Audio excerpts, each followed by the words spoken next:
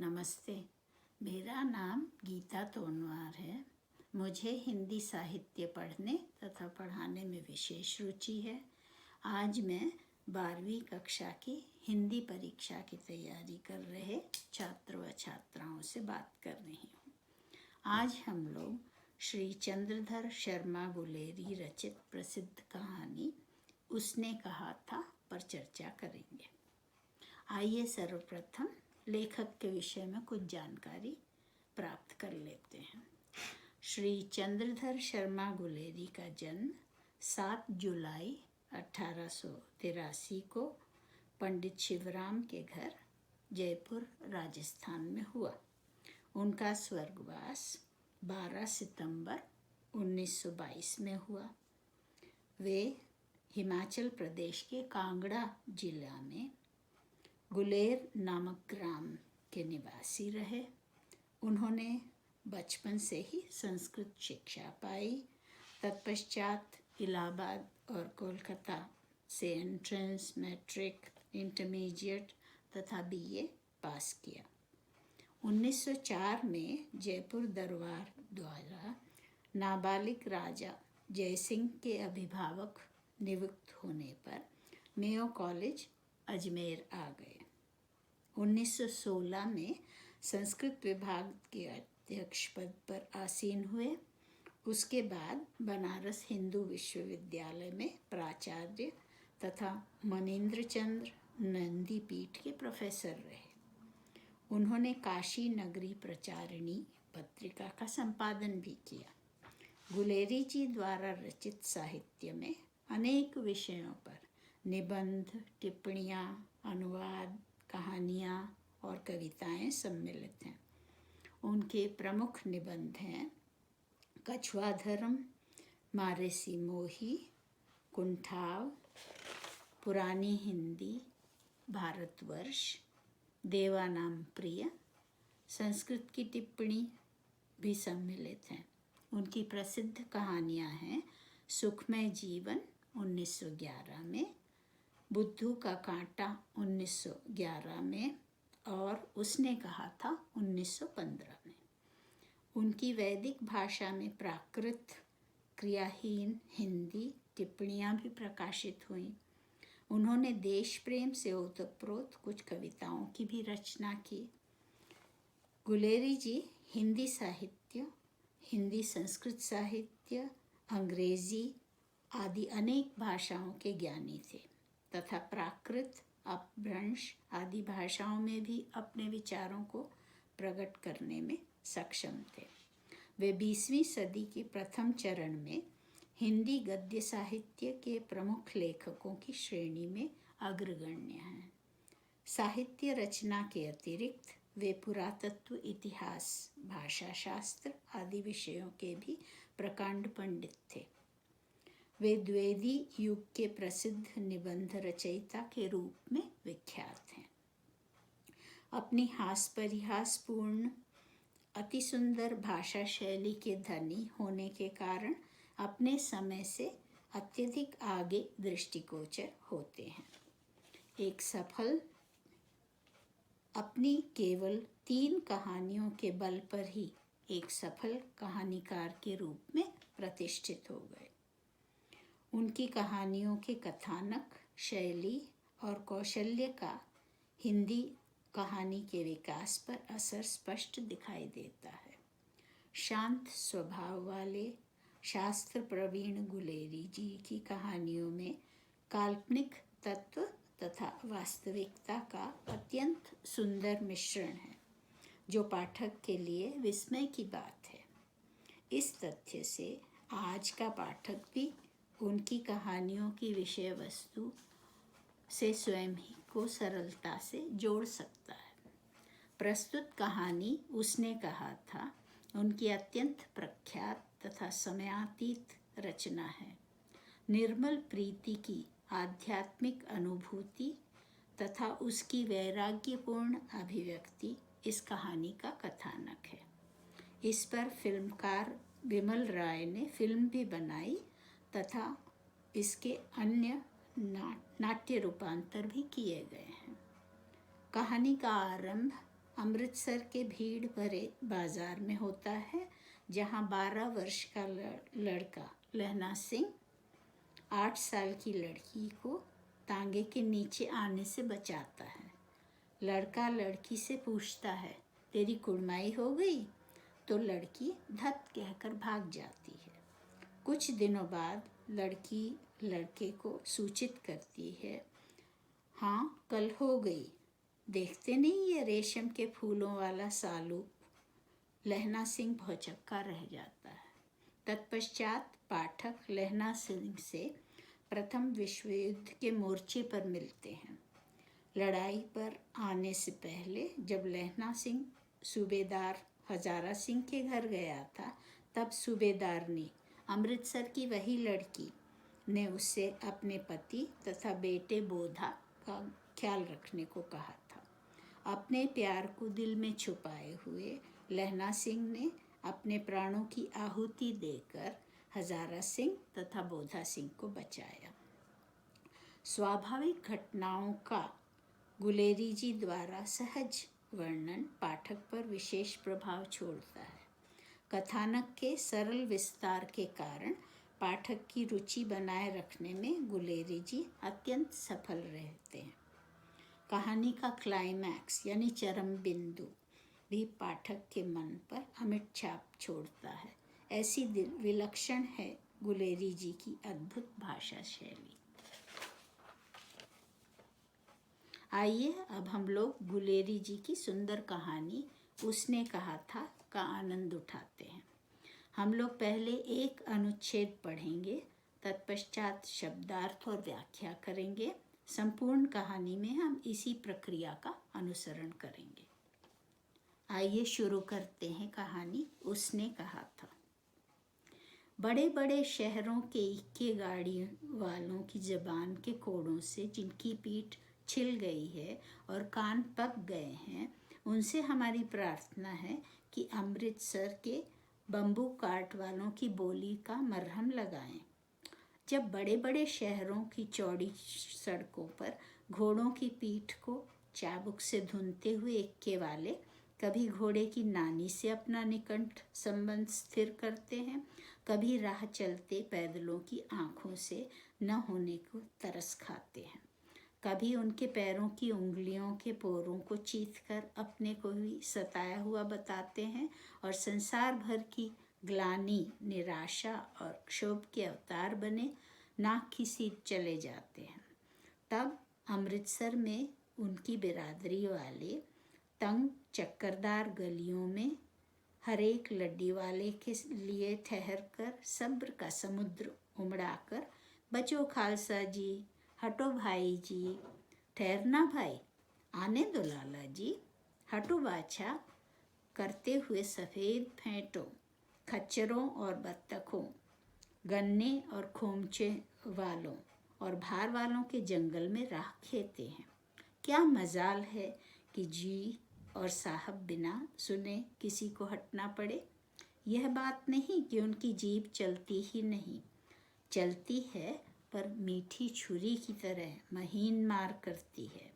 यदि कोई बुढ़िया बार बार चितौनी देने पर भी लीक से नहीं हटती, तो उनकी वचनावली के ये नमूने हैं।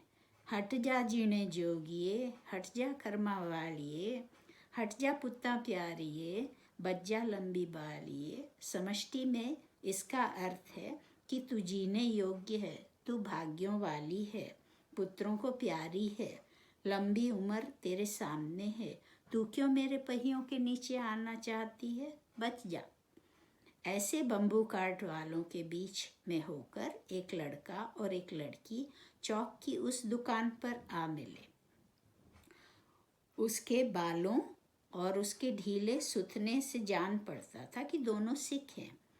वे अपने मामा के केश होने के लिए दही लेने आया था और वह रसोई के लिए बड़ियाँ। दुकानदार एक परदेसी से गुथ रहा था जो शेर भर गीले पापड़ों की गट्ठी के गिने बिना हटता न था। तेरे घर कहाँ हैं? मगरे में।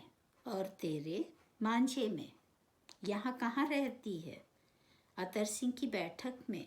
वे मेरे मामा होते हैं। मैं भी मामा के यहाँ हूँ। उनका घर गुरु बाजार में है। ये रहा हमारा पहला अनुच्छेद। इसमें शब्दार्थ देखिए। जबान यानी जीभ, कोड़ों यानी चाबुक के वार, मलहम लेप,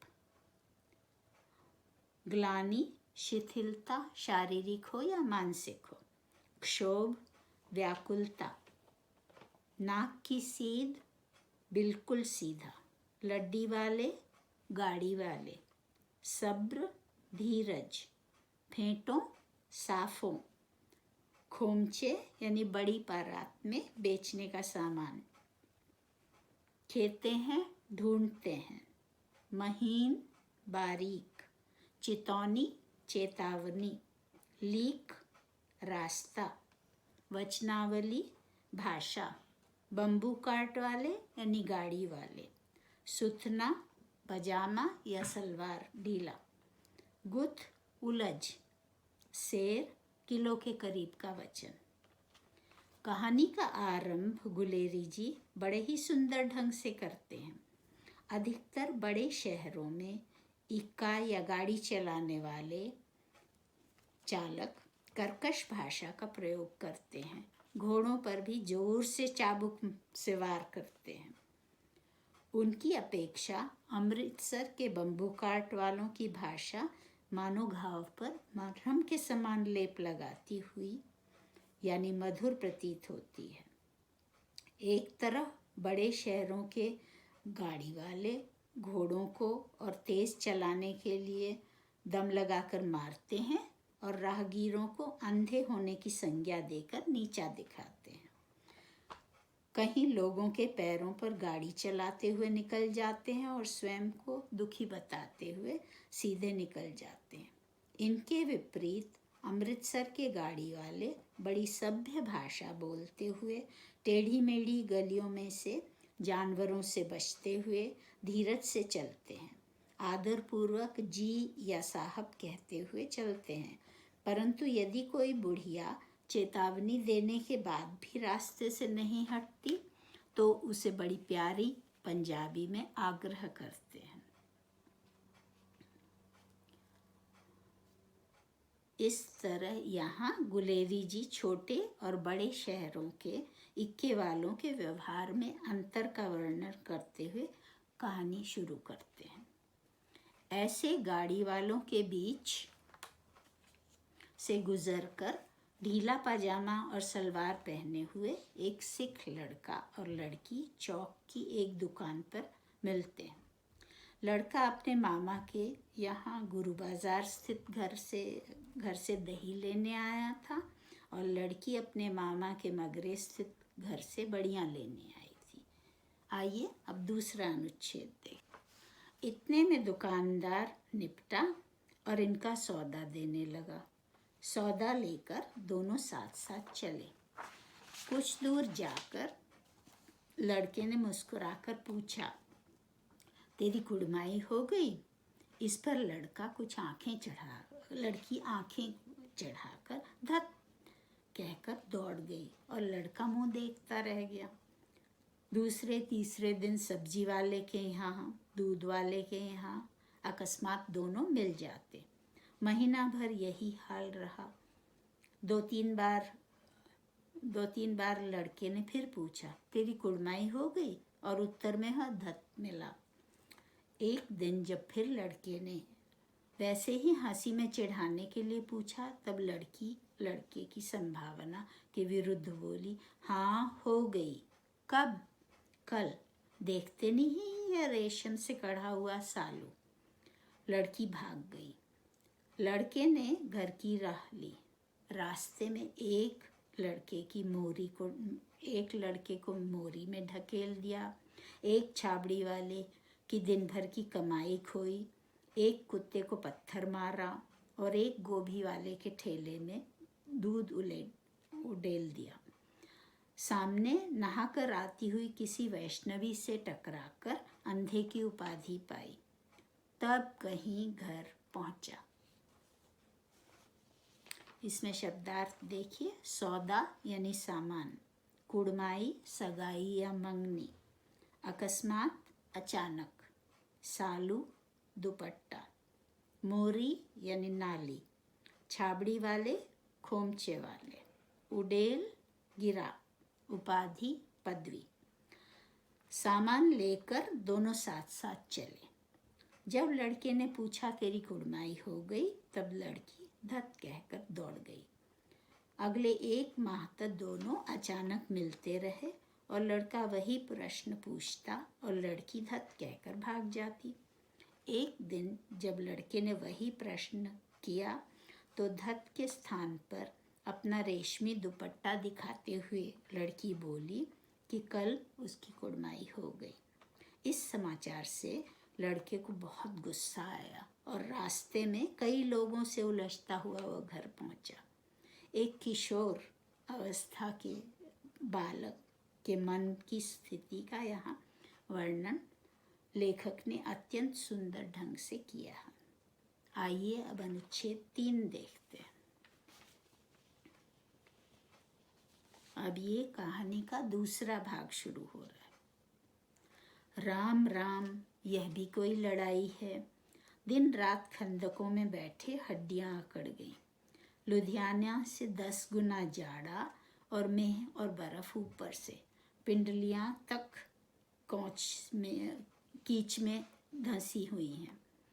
गनीमत यह कहीं दिखाई नहीं देती और घंटे 2 घंटे में कान के पर्दे फाड़ने वाले धमाके के साथ सारी खंदक हिल जाती है और 100-100 गज धरती उछल जाती है। इस गैबी गोले से बचे तो कोई लड़े। नगरकोट का जलजला सुना था। यहाँ दिन में 25 जलजले होते हैं। जो कहाँ खंदक से बाहर साफा या कोहनी निकल गई तो चटाक से गोली लगती है। न मालूम बेईमान मिट्टी में लेटे हुए हैं और यह घास में पत्तियों में छिपे रहते हैं। लहना सिंह और 3 दिन हैं। 4 तो खंदक में बीत ही गए। परसों रिलीफ आ जाएगी और फिर 7 दिन की छुट्टी। अपने हाथों झटका करेंगे और पेट भर खाकर सो रहेंगे। उसी फिरंगी मेंग के बाग से मखमल इसी घास में फल और दूध की वर्षा कर देती है। लाख कहते हैं दाम नहीं लेती। कहती है तुम राजा हो, मेरे मुल्क को बचाने आए हो। अब अनुच्छेद 3 के शब्दार्थ देखिए। खंदकों यानी खाइयों में बारिश, पिंडलियों टांगों, कीच कीचड़, गनीम दुश्मन, गैबी दैवी, जलजला भूकंप, चटाक से जल्दी से, झटका यानी मुर्गे को काटना, फिरंगी में अंग्रेजी नारी, मुल्क देश। अब 25 वर्ष बाद अब पाठक की भेंट लहना सिंह से प्रथम विश्व युद्ध के मोर्चे पर होती है। वहाँ के दृश्य का वर्णन कुछ ऐसा है। कड़ाके की ठंड है और बारिश बर्फ सहित खाइयों में सिपाहियों को कीचड़ में रहना पड़ता है। दुश्मन कहीं दिखाई नहीं देता। 1-2 घंटे के अंतराल पर दैवी भूकंप समान जोर का धमाका सुनाई देता है। खाई से तनिक भी बाहर निकलने पर दुश्मन की गोली लगने का भय रहता है। वजीरा यानी लहना सिंह का साथी उसको बताता है कि केवल 3 दिन और खाई में बिताने हैं। तत्पश्चात 7 दिन की छुट्टी में वो सभी सिपाही मुर्गा या बकरा बनाएंगे और अंग्रेज मेम के बाग में आराम करेंगे। मेम स्वभाव से दयालु है, अतः खाने पीने की वस्तुओं के पैसे नहीं लेती। मेम का यह कहना तुम राजा हो, मेरे मुल्क को बचाने आए हो, इस तथ्य की पुष्टि करता है कि प्रथम विश्व युद्ध में भारतीय सैनिक अंग्रेज़ों की ओर से लड़ने के लिए हिंदुस्तान से वहाँ गए थे।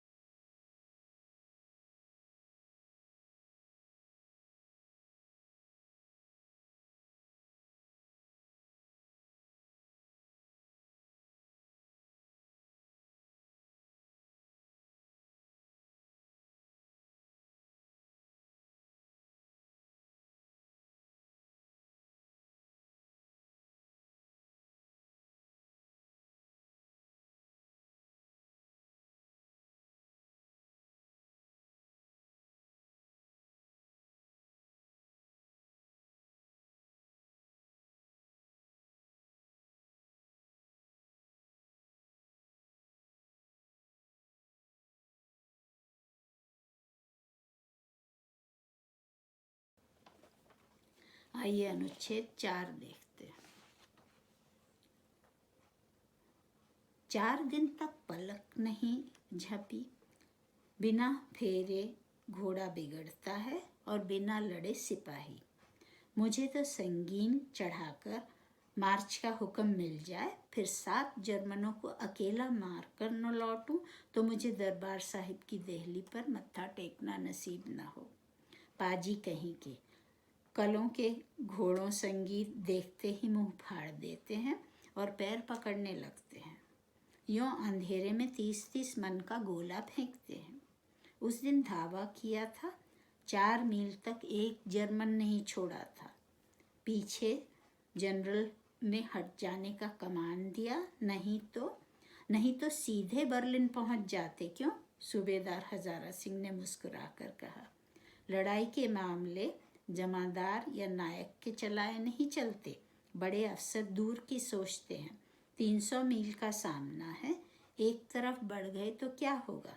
सूबेदार जी सच है, लहना सिंह बोला, पर करें क्या? हड्डियों में से जाड़ा धंस गया है, सूर्य निकलता नहीं और खाई में दोनों तरफ से चंबे की बावलियों कैसे सोते चढ़ रहे हैं। एक धावा हो जाए तो गर्मी आ जाए। उद्यमी उठ, सिगड़ी में कोले डाल। वजीरा तू 4 जन बाल्टियां लेकर खाई का पानी बाहर फेंक। महासिंह शाम हो गई है, खाई के दरवाजे पर पहरा बदल दे। यह कहते हुए सूबेदार सारी खंदक में चक्कर लगाने लगे। संगीन यानी हथियार, हुक्म आदेश, दरबार साहब यानी गुरुद्वारा, देहली चौखट, कमान आदेश, धंस घुस, बावलियों तालाबों, सोते झरने, धावा दौड़, उद्यमी उद्यमी, पाजी बदमाश। लगातार 4 दिन बिना सोए काट देने के कारण सिपाही लड़ाई के लिए बड़े उतावले हुए जा रहे थे। लहना सिंह ने जोश में आकर कहा कि यदि उसको हमले का आदेश मिल जाए तो वह अकेला ही 7 जर्मनों को मारकर गुरुद्वारे में मत्था टेक ले। अपने पराक्रम का बखान करते हुए उसने बताया कि पिछले हमले में उसने एक भी जर्मन नहीं छोड़ा था। इस पर सूबेदार हजारा सिंह ने लहना को समझाया कि युद्ध के निर्णय फौज के नीचे पद वाले यानी नायक, सूबेदार, जमादार आदि नहीं लेते, अपितु जनरल जैसे बड़े अफसर लेते हैं। ठंड से परेशान लहना को सूबेदार ने अंगीठी में कोयले डालने को कहा, वजीरा को खाई से पानी फेंकने को बाहर फेंकने को कहा और महासिंह को पहरा बदलने को कहा। अब अनुच्छेद 5 देखिए। वजीरा सिंह पलटन का विदूषक था। बाल्टी में गंदा पानी लेकर खाई से बाहर फेंकते हुए बोला, मैं पाधा बन गया हूँ, करो जर्मनी के बादशाह का तर्पण। इस पर सब खिलखिला उठे और उदासी के बादल छट गए। लहना सिंह ने दूसरी बाल्टी भर उसके हाथ में देकर कहा, अपनी बाड़ी के खरबूजों में पानी दो। ऐसा खाद पानी पंजाब भर में नहीं मिलेगा। हाँ, देश क्या है, स्वर्ग है। यहाँ तो लड़ाई के बाद सरकार से 10 खुमा जमीन यहाँ मांग लूँगा और फलों के बूटे लगाऊंगा। लौड़ीहारा को भी यहाँ बुला लोगे या वही दूध पिलाने वाली फिरंगी मेम? चुप कर, यहाँ वालों को शर्म नहीं। देश देश की चाल है। आज तक मैं उसे समझा न सका कि सिख तम्बाकू नहीं पीते। वह सिगरेट देने का हट करती है, होठों में लगाना चाहती है और मैं पीछे हटता हूँ तो समझती है राजा बुरा मान गया, अब मेरे मुल्क के लिए लड़ेगा नहीं। विदूषक यानी जोकर, पाधा पुरोहित, तर्पण देवताओं, ऋषियों और पितरों को जलदान, बाड़ी खेत, बूटे पौधे, लाड़ी होरा स्त्री के लिए आदर सूचक शब्द, शर्म लज्जा, चाल रीति, हठ जिद। वजीरा सिंह पलटन को हंसाने का काम करता था तो पानी को खाई से बाहर फेंकते हुए व्यंग से बोला कि जर्मन बादशाह का करो तर्पण। लहना सिंह इंग्लैंड की बढ़िया ज़मीन पर खेती करने की बात करने लगा। वजीरा से मजाक करते हुए उसको फिरंगी मेम के बारे में छेड़ना शुरू किया। वजीरा ने उसको बताया कि वह मेम को नहीं समझा पाया कि सिख लोग तम्बाकू नहीं पीते। इस प्रकार माहौल कुछ हल्का हो गया और बात संभल गई। अनुच्छेद 6 देखिए बस। अच्छा, अब बोधा सिंह कैसा है? अच्छा है, जैसे मैं जानता ही न हूँ। रात भर तुम अपने दोनों कंबल उसे उड़ाते हो और आप सीढ़ी के सहारे गुजर करते हो। उसके पहरे पर आप पहरा दे आते हो। अपने सूखे लकड़ी के तख्तों पर उसे सुलाते हो और आप कीचड़ में पड़े रहते हो। कहीं तुम न मादे पड़ जाना। जाड़ा क्या है, मौत है, और निमोनिया से मरने वालों को मुरब्बे नहीं मिला करते। मेरा डर मत करो, मैं तो बुलेल की खड्ड के किनारे मरूंगा। भाई कीरत सिंह की गोदी में मेरा सिर होगा और मेरे हाथ के लगाए हुए आंगन के पेड़ के नीचे की छाया होगी। वजीरा सिंह ने त्योरी चढ़ाकर कहा, क्या मरने मारने की लगाई है, मरे जर्मन और तुर्क। हाँ भाइयों, कुछ गाओ। हाँ, कैसे? दिल्ली शहर ते पिशोर नू जांदिए, कर लेना लोगों दा व्यापार मंडिए, कर लेना नाड़े दा सौदा अड़िए, ओए लाड़ा चढ़ाका कद्दूए नू, कद्दू वणवाए मजेदार गोरिए, हुण लागा चटाका सुदूर नू। अब इसकी हिंदी है कि ए दिल्ली शहर से पेशावर को जाने वाली, मंडी में लोगों का व्यापार कर लेना, अरे नाड़े का सौदा भी कर लेना। अब हम कद्दू चखना है। ए गोरे वर्ण वाली, कद्दू अत्यंत स्वादिष्ट पका है, अब हमें कद्दू चखना है। कौन जानता था कि दाढ़ियों वाले घरबारी सिख ऐसे लुच्चे का गीत गाएंगे। पर सारी खंदक गीत से गूंज उठी और सिपाही फिर ताजे हो गए, मानो 4 दिन से सोते और मौज ही करते रहे हैं।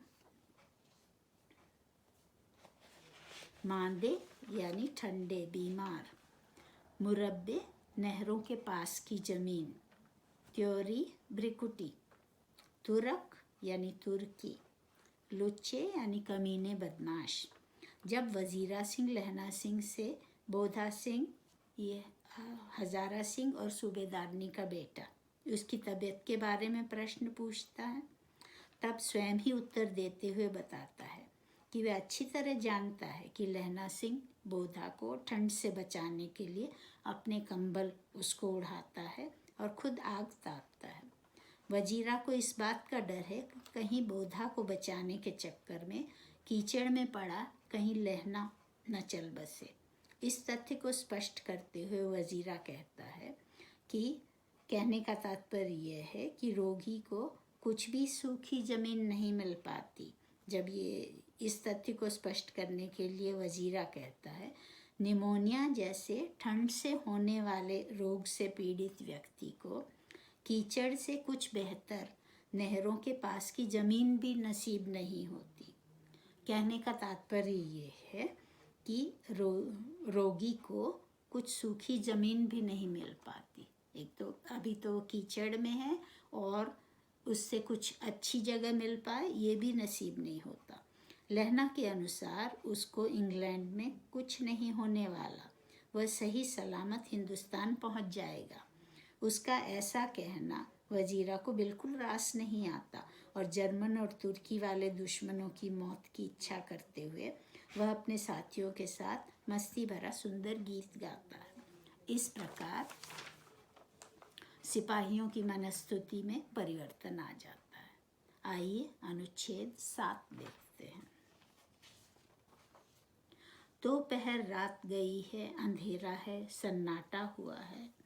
बोधा सिंह खाली बिस्किटों के 3 टिनों पर अपने दोनों कंबल बिछाकर लहना सिंह के 2 कंबल और एक बरान को तोड़कर सो रहा है। लहना सिंह पहरे पर खड़ा हुआ है, एक आंख खाई के मुंह की पर है और एक बोधा के दुबले शरीर पर। बोधा सिंह कर रहा, क्यों बोधा भाई, कैसा क्या है, पानी पिला दो।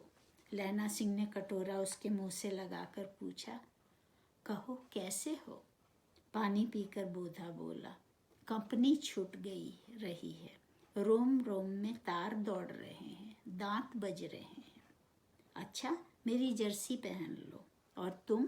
मेरे पास सिगड़ी है और मुझे गर्मी लगती है, पसीना आ रहा है। ना मैं नहीं पहनता, 4 दिन से तुम मेरे लिए। हाँ याद आई, मेरे पास दूसरी गर्म जर्सी है, आज सवेरे ही आई है, विलायत से मेम बुनकर भेज रही हैं, गुरु उनका भला करे। यूँ कहकर लहना अपना कोट उतार कर जर्सी उतारने लगा। सच कहते हो और नहीं क्या झूठ? यूँ कहकर ना ही करते हुए बोधा को उसने जबरदस्ती जर्सी पहना दी और आप खाकी कोट जीन का कुर्ता भर पहनकर पहरे पर आ खड़ा हुआ। मेम की जर्सी की कथा केवल कथा ही थी।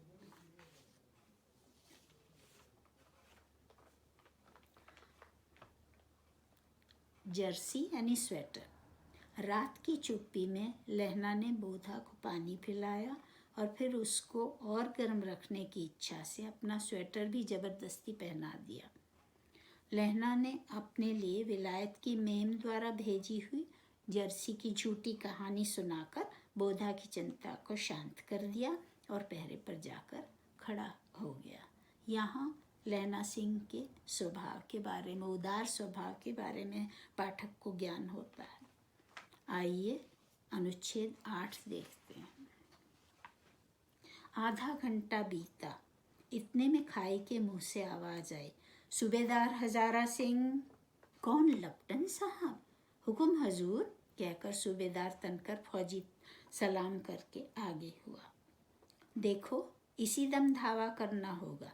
मील भर की दूरी पर पूरब के कोने में एक जर्मन खाई है, उसमें 50 से ज़्यादा जर्मन नहीं हैं। इन पेड़ों के नीचे नीचे 2 खेत काट कर रास्ता है, 3-4 घुमाव हैं, जहाँ मोड़ हैं वहाँ 15 जवान खड़े कर आया हूँ। तुम यहाँ 10 आदमी छोड़कर सबको साथ लेकर उनसे जा मिलो। खंदक छीनकर वहीं जब तक दूसरा हुक्म न मिले डटे रहो, हम यहाँ रहेंगे। जो हुक्म। चुपचाप सब तैयार हो गए। बोधा भी कंबल उतार कर चलने लगा। तब लहना सिंह ने उसे रोका। लहना सिंह आगे हुआ तो बोधा के बाप सूबेदार ने उंगली से बोधा की ओर इशारा किया। लहना सिंह समझ कर चुप हो गया। पीछे 10 आदमी कौन रहे, इस पर बड़ी हुज्जत हुई। कोई रहना न चाहता था। समझा बुझाकर सूबेदार ने मार्च किया। लेफ्टिनेंट साहब लहना की सिगड़ी के पास मुंह फेर कर खड़े हो गए और जेब में से सिगरेट निकाल कर सुलगाने लगे। 10 मिनट बाद उन्होंने लहना की ओर हाथ बढ़ाकर कहा, लो तुम भी पियो।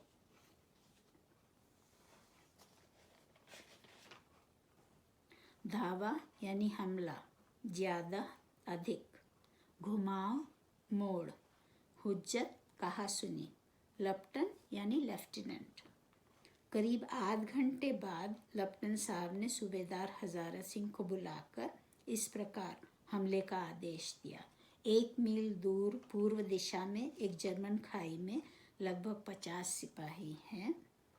मोड़ पर लेफ्टिनेंट साहब 15 जवान को छोड़ आए हैं। खेतों के बीच से होते हुए मोड़ वाले रास्ते से हजारा सिंह को मोड़ पर अपने साथियों के साथ मिलकर आगे जर्मन खाई पर हमला करके उसको बस में करने को कहा और दूसरा आदेश न मिलने तक वहीं रुकने को भी कहा। जाने से पहले 10 आदमियों को छोड़कर जाने का भी निर्देश दिया था, जिस पर हमले के लिए तत्पर सिपाहियों में काफ़ी कहासुनी हुई और हजारा सिंह के संकेत पर लहना और बोधा वहीं रुक गए। हजारा सिंह आदि के चले जाने के बाद लेफ्टिनेंट साहब ने लहना की ओर पीट करके सिगरेट सुलगाई और कुछ देर बाद लहना को भी सिगरेट पीने का आग्रह किया। आइए अनुच्छेद 9 देखते हैं। आंख मारते मारते लहना सिंह सब समझ गया। मुंह का भाव छिपाकर बोला, लाओ साहब। हाथ आगे करते ही उसने सिगड़ी के उजाले में साहब का मुंह देखा, बाल देखे, तब उसका माथा ठनका। लेफ्टिनेंट साहब के पट्टियों वाले बाल एक दिन में कहाँ उड़ गए और उनकी जगह कैदियों के से कटे हुए बाल कहाँ से आ गए? शायद साहब शराब पिए हुए हैं और उन्हें बाल कटाने का मौका मिल गया। लहना सिंह ने जांचना चाहा। लेफ्टिनेंट साहब 5 वर्ष से उसकी रेजिमेंट में थे। क्यों साहब, हम लोग हिंदुस्तान कब जाएंगे? लड़ाई खत्म होने पर।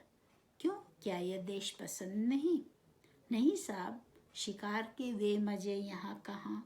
याद है पारसाल नकली लड़ाई के पीछे हम आप जगाधरी ज़िले में शिकार करने गए थे।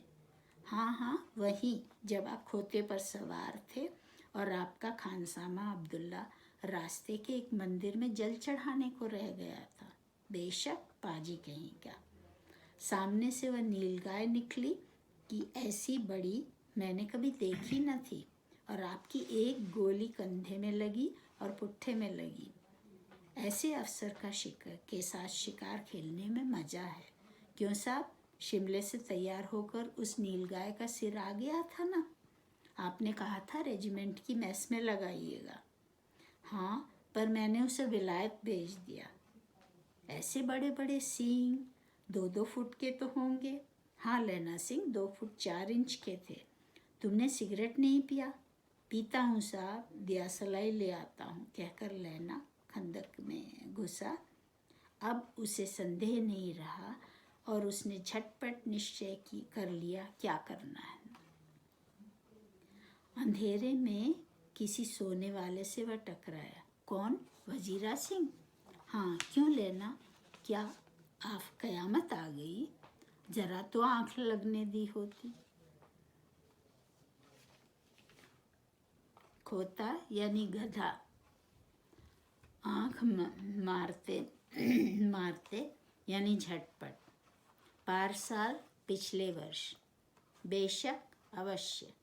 संदेह, शक। कयामत, आफत। पलटकर जैसे ही लहना सिंह ने लप्टन साहब से सिगरेट ली। झटपट वह सब समझ गया। सिगड़ी की रोशनी में जब साहब का मुंह देखा तब उसको लगा कि ज़रूर कुछ न कुछ गड़बड़ है। क्यों? क्योंकि उनके बाल अचानक उसको छोटे कटे हुए लगे। बात को बदलते हुए लहना ने साहब से पूछा कि वो लोग हिंदुस्तान कब लौटेंगे? लड़ाई खत्म होने पर। क्यों? क्या ये देश पसंद नहीं? इस पर लहना सिंह ने पिछले वर्ष की जगाधरी की शिकार की घटना याद दिलाई। वही जब आप खोते पर सवार थे और आपका खानसामा अब्दुल्ला रास्ते के एक मंदिर में जल चढ़ाने को रह गया था। लहना ने उस बड़ी नीलगाय के शिकार की बात याद दिलाकर पूछा, क्यों साहब? नीलगाय का सिर शिमले से तैयार होकर आ गया था ना? आप रेजिमेंट की मेस में लगाने वाले थे। साहब के यह कहने पर किसी उन्होंने विलायत भेज दिया है। लैना को यह उसने निश्चय कर लिया कि उसे अब क्या करना है। दियासलाई लाने के बहाना करते हुए लहना खंदक में घुसा और अंधेरे में वजीरा से टकराया। वजीरा बोला, क्यों लहना, क्या कयामत यानी आफत आ गई? जरा तो आंख लगने दी होती, यानी थोड़ी देर तो सो लेने दिया होता मुझे। आइए अनुच्छेद 10 देखते हैं।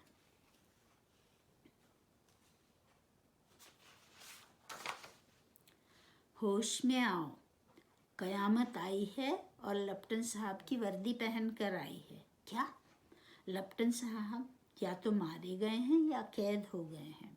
उनकी वर्दी पहनकर यह कोई जर्मन आया है।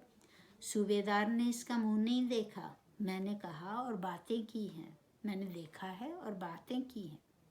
सोरा साफ उर्दू बोलता है, पर किताबी उर्दू, और मुझे सिगरेट पीने को सिगरेट दिया है। तो अब मारे गए, धोखा है। सूबेदार कीचड़ में चक्कर काटते फिरेंगे और यहाँ खाई पर धावा होगा, उधर उन पर खुले में धावा होगा। उठो, एक काम करो, पलटन के पैरों के निशान देखते देखते दौड़ जाओ। अभी बहुत दूर न गए होंगे। सूबेदार से कहो कि एकदम लौट आए। खंदक की बात झूठ है। चले जाओ, खंदक के पीछे से निकल जाओ। पत्ता तक न खड़के, देर मत करो। हुक्म तो यह है कि ऐसी तैसी हुक्म की। मेरा हुक्म जमादार लहना सिंह, जो इस वक्त यहाँ सबसे बड़ा अफसर है, उसका हुक्म है। मैं लप्टन साहब की खबर लेता हूँ। पर यहाँ तो तुम 8 ही हो। 8 नहीं, 10 लाख। एक अकालिया सिख 1.25 लाख के बराबर होता है। चले जाओ। लौटकर खाई के मुहाने पर लहना सिंह दीवार से चिपक गया। उसने देखा कि लप्टन साहब ने जेब से बेल के बराबर 3 गोले निकाले। तीनों को जगह जगह खंदक की दीवारों में घुसेड़ दिया और तीनों में एक तार सा बांध दिया। तार के आगे सूत की एक गुत्थी थी, जिसे सिगड़ी के पास रखा।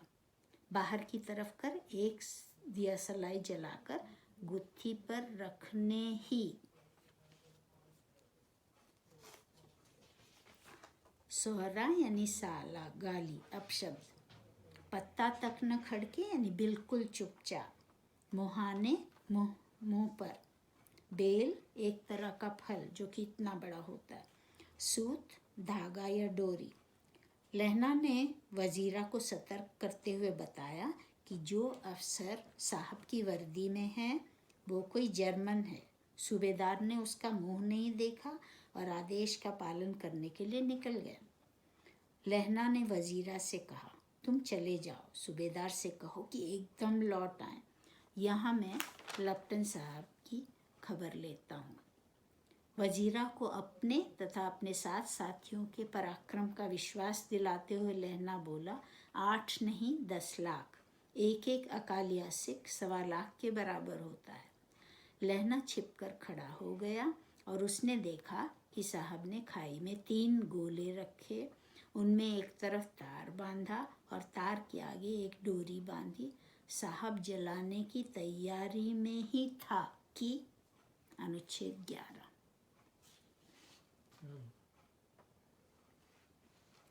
बिजली की तरह दोनों हाथों से उल्टी बंदूक को उठाकर लहना सिंह ने साहब की कोहनी पर तान कर दे मारा। धमाके के साथ साहब के हाथ से दिया सलाई गिर पड़ी। लहना सिंह ने एक कुंदा साहब की गर्दन पर मारा और साहब आँख 1 मीटर गॉड ओह आँख ओह माय गॉड कहते हुए चित्त हो गए। लहना सिंह ने तीनों गोले बीनकर खंदक से बाहर फेंके और साहब को घसीटकर सिगड़ी के पास लेटाया। जेबों की तलाशी ली, 3-4 लिफाफे और एक डायरी निकालकर उन्हें अपनी जेब के हवाले किया। साहब की मूर्छा हटी। लहना सिंह हंसकर बोला, क्यों लेफ्टिनेंट साहब, मिजाज कैसा है? आज मैंने बहुत बातें सीखी। यह सीखा कि सिख सिगरेट पीते हैं। यह सीखा कि जगाधरी के ज़िले में नील गाय होती हैं और उनके 2 फुट 4 इंच के सींग होते हैं। यह सीखा कि मुसलमान खानसामा मूर्तियों पर जल चढ़ाने के लिए चढ़ाते हैं और लेफ्टिनेंट साहब खोते पर चढ़ते हैं। पर यह तो कहो, ऐसी साफ उर्दू कहाँ से सीखा है? हमारे लेफ्टिनेंट साहब तो बिना डैम के 5 लफ्ज़ नहीं बोलना चाहते थे।